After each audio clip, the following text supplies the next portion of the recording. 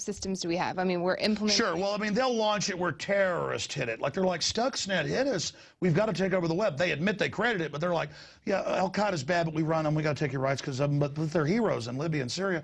Oh, but Stuxnet that Israel and the U.S. created, we got to take your rights because of that. And, oh, yeah, so... They're going to have a lot of excuses, and they're getting us used to government text on the phone about things and presidential alerts and government break-ins. And, oh, we've got to, they talked about rerouting the internet to one site during a flu alert so no one can lie about the, you know, the dangerousness of the flu. It turned out it was all a fraud 3.5 years ago. Yeah. We're coming out with INFOWARS Insider. We're going to put out a monthly magazine that's like full length, full graphics, full articles. I mean, world class. We're going to have hard copies folks can buy for, they're going to cost us about 50 cents a piece in the final equation. So we're going to sell 100 for $50 at cost. Awesome. And the shipping just has in the cost of the shipping guys. So, I mean, that's the introductory. Buy 100, give them to your friends and family. Once a month, do a $50 subscription. We haven't set it up yet, so folks can't go order it yet. Okay. It's going to come out September 1st. Awesome. Looks like it's 48 pages right now. It's almost done. We've got 5 or 6 articles we're going to write right before that come out. We've already got most of them written. So they're timely. I mean, it's powerful. Yeah. But it's got like 20-something articles in it. We're going to try to pay for it with advertising. But the point is, it's our answer to the internet kill switch, and it is print 2.0. Print's dying just like mainstream media is dying online. Print, yeah, is at disadvantages of the internet, but the coup de grace, or the final blow, the cherry on top, which is 90% of it, is that it's all a bunch of pablum. People in Austin don't want to read how our guns are bad and turn them in, and how the family's horrible, and how world government loves us, and shutting off our power plant to pay double to foreign bankers is great. People all over the country don't want to hear this. So we're going to put 50,000 copies on the street of Austin and have 20,000 printed up, because that's what I think people are going to order in lots of 100, to just, hey, here's an awesome magazine. You know, it's tabloid style, but it's nice white newsprint, heavy 50 bond, whatever they call it. So it's newspaper, it's really a magazine. And it's I mean, when you see the cover, it is incredible. Awesome. Well, I mean, you have seen it back there. Well, I've seen different versions of the cover. Have we actually decided? Yes, we have it. Okay. Don't let out the secret yet. No. People can go to infowars.com/newsletter, sign up to get our daily alerts, but you'll have a e-version where you just flip through it, emailed free to you, if you sign up at infowars.com/newsletter. And we'll be doing a little bit on the social network as well, like Facebook and Twitter. So oh, yeah, I plan to show people some of the articles ahead of it coming out to give people, I mean, this is like, I heard 6 graphics people and news layout folks that have run newspapers and stuff. I mean, it's world class. Absolutely. And out of the gates, everything you do. Oh, come on. Seriously, you have teleprompter free. You have a great mark on art, so you have a good eye for that stuff. Well, you're very nice, Christy. But continuing, well, I mean, that's one thing. People should get their own access shows. Okay. They should like go get local radio shows. Just ask. Yeah. I mean, talk radio's out there. There's time on the weekend. Get a few sponsors. Get on. Make money getting the truth out. Right. And you might even get a weekday show. I mean, I didn't pay for my weekend show. I started out with 17 years ago. I did Access TV. It was popular for about 6 months. A local station was going to talk, big FM talker, got high ratings on the weekend, got a weeknight show, got syndicated out of that. You just got to get into it. I think people are just you can't overthink it. Yeah. Just you've got info, you're angry about what's happening, get involved, bring your passion.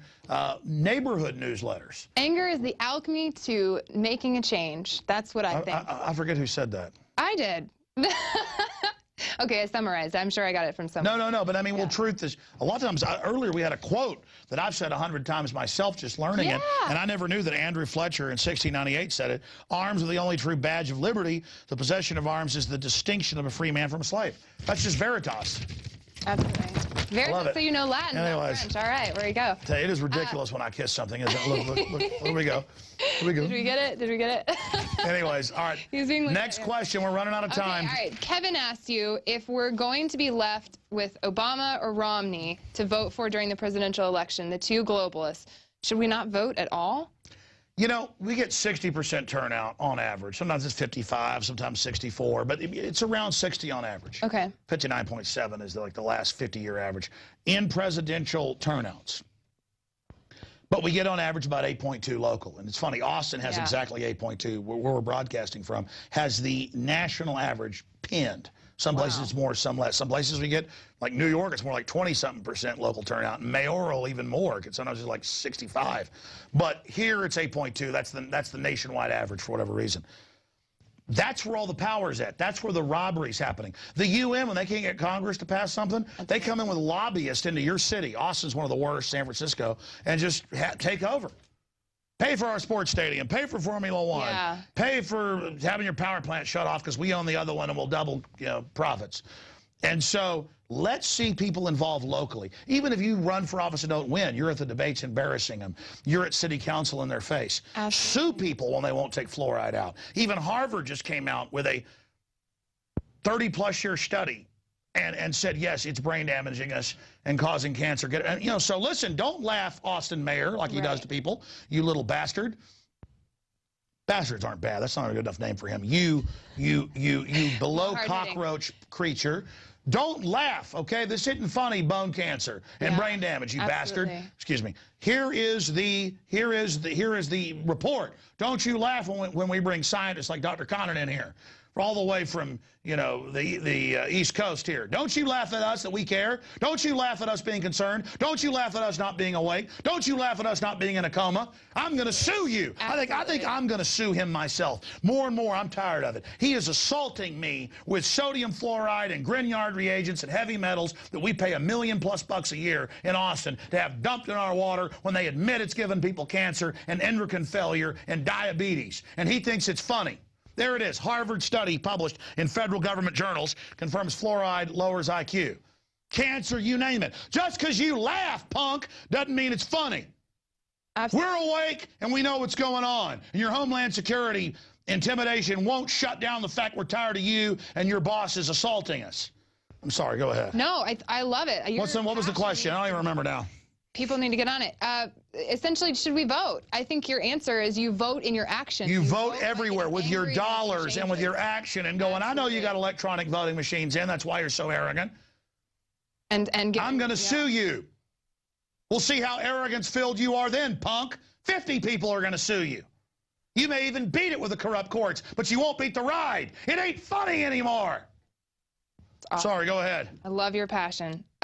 All right, this is actually from Sean, moving forward. He was like, I'm wondering if you thought, I don't know how I can trail that, honestly. Oh, stop it, Christy. All right, I'm sorry. Sean says, I was wondering if you thought it was interesting at all that Marilyn Monroe was a close friend of JFK and then committed suicide. Oh, very close friends. Right, yeah. Well, moderated. As you may know, they often discuss policies, and it's rumored JFK even consulted Monroe on the Cuban policies. The only reason I find this situation very suspect is Marilyn Monroe's psychiatrist, was involved in World War II post-traumatic stress disorder analysis of soldiers. Yeah, no, she was clearly injected and killed. That's a whole long story. And the question is, did Kennedy's handlers do it or did he? The Kennedys were not angels by any stretch of the imagination, but we just don't know. We do know it's been declassified that Bobby Kennedy did talk about staging a false flag in Honduras against our own embassy as a pretext to go in there. But his brother said no to Operation Northwood staging terror attacks against American citizens. So, and they can plant stuff and then have it declassified too. So we don't know the truth. Right. We just know the ruling class killed him. Next question. All right. This next one actually comes to you from Bondi, and he says, my question is, how far behind the U.S. do you think Australia is? We're seeing all of the same signs here in Australia, only on a smaller scale. We already have been disarmed, which you've seen all the statistics, they go through the roof as far as arming and all of that. And they're making it very hard to attain a license for a single-shot rifle or a shotgun, as you know. Yeah, they've gone from just wide-open guns to registering and then banning almost everything. Right, and crime and all that shot has exploded, yeah. Exactly. I love the Planet INFOWARS too, mate. So good to see so many of you waking up and talking about these scum. So what do you think, basically? Well, look, England is the model of tyranny, and Europe's like adopting it. You have the surveillance, all of it. Australia is ahead of us in tyranny on many levels, like disarming the peasants. Right. The politicians love disarmed peasants, but they're behind in other areas. They're way ahead in carbon taxes. In fact, they're the leader in that. So, I mean, you're there, brother. I mean, it's happening. Yeah. Your crime's exploding, all of it. And then they call for more police, which then become political, oppressors. They're telling people, don't criticize the carbon tax or we'll fine you 1.1 million Australian. It's crazy. They're talking about arresting people that criticize the government now. Mm-hmm. I mean, they're really trying to enslave them.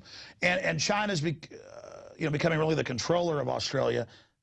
Almost all the mines in Australia are now run by China. because their own government doesn't want Australia to be sovereign and strong. They bring in China because the globalists love China because it's authoritarian. And so it can be trusted to run things.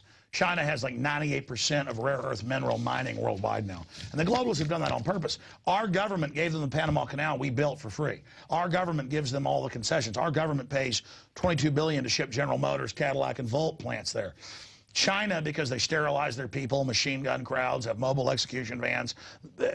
Apple has suicide nets around their slave buildings. I mean, they're the model of trendiness. It's so liberal to be working people 18 hours a day in suicide nets. I mean, it's Al Gore. It's liberal. Turn your guns in. Al Gore said so. He's loving. Emery's actually asked you, he says, hi, Alex, do you believe that Mars rover and Curiosity have a purpose other than what we are told? Or maybe a conspiracy, do you believe? Well, I mean, look, I've talked to a lot of people I know in NASA. They say most of it's real, but a lot of these missions are fronts for what's really going on. There's a lot more going on Mars than we know. Is that I mean, I had Buzz Aldrin on once, and he started going, and there's the obelisk and the aliens connected to Egypt. And it was like, he never talked like that before. People are like, what the? People can look that up. It's like bizarre. I don't know. I don't get into all that. But obviously, we're on a planet in deep space. We're out on the edge. We're in the boondocks of the Milky Way. Who knows what's going on? Yeah. But I mean, the space program is a front for a whole secret program. That much is admitted. Yeah, we've touched on that before. We should do theme ones. That'd be cool. 2012 escapee asks you, why not interview Duncan O'Finian? He was an MK Ultra super soldier, and they found a bunch of implants when he went to the ER after a car wreck. Yeah, I think Jesse Ventura interviewed him for his new show. Actually, it says on the conspiracy theories. Where well, that hasn't aired yet. I mean, but I remember Ventura telling me the story of a guy in a car wreck was supposedly with these implants. Yeah. I hear a lot of this implant stuff. I know some of it's real. A lot of it is made up. I can't comment on this guy because I haven't seen that episode. I consulted on some of the episodes and was in some. It hasn't aired yet. Who knows if it will? That's a big controversy in and of itself. We had Homeland Security censor one of the episodes that I basically produced. Right. That I was heavily involved in. Took it off of people's TiVos and stuff. Yeah, everything. It aired once. It's on YouTube. I have seen it. Yeah, but well, it aired once, but they're supposed to air like 50 times. Oh, wow. You know, they air over and over again for like a year and only aired once. The others have all aired over 50 times. So, I mean, I don't know. There's a lot of people claim stuff. Yeah. It's kind of like Fritz Springmeier. He's a great guy. His book, Bloodlines, a lot of it I've documented. I think it's worthwhile to read. Right. But he's like, well, some of the super soldiers are made to be, you know, where they have gills. And I'm like, well, what's your proof? Well, a guy told me that. And you know, reality is so weird that when I know where a FEMA camp is and have the legislation, you know, Obama's got stuff introduced to ban all semi-autos. People can't believe that. Right. So, you know, guys with gills, Aquaman, Aqualad. Okay, let's just afterburner now. All right, so we've got 2 questions left. Are you ready? Oh, good. I thought it was a whole other page. No, you're great. Well, let's take our time then. Let's do it. All right, so James Bahari actually asks you, he says, what has really happened in Russia, Alex? Some people like Edward Griffin asserts that the whole thing is supposed to, you know, bring about the fall of the Soviet Union as a facade, and basically the communist oligarchy are still in control. Why does Putin get up there on stage saying that the fall of the Soviet Union was a great tragedy? Like, why haven't we seen Nuremberg trials times 20 for all the tens of millions of murdered people over the 7 decades? Do you know? Well, that's a great question. Yeah, it actually kind of goes on, but that's a very ultimately. Well, you know what? Read the whole thing. Well, okay. I know in some other ways it obviously seems like the Wall Street commie oligarchy has been kicked out. But what about other things? God bless you, Alex. That's what he says. Christy, I love this Ask Alex because it brings up topics that are so important that I really wouldn't have thought of when I'm on air, but that I think of privately.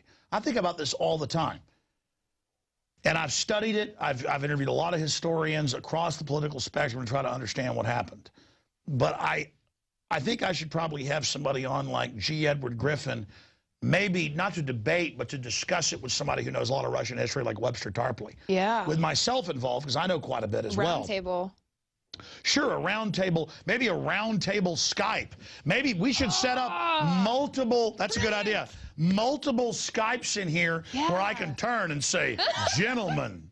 You see what I'm saying? I can like turn and have both of them and then moderate the debate, interrupting incessantly.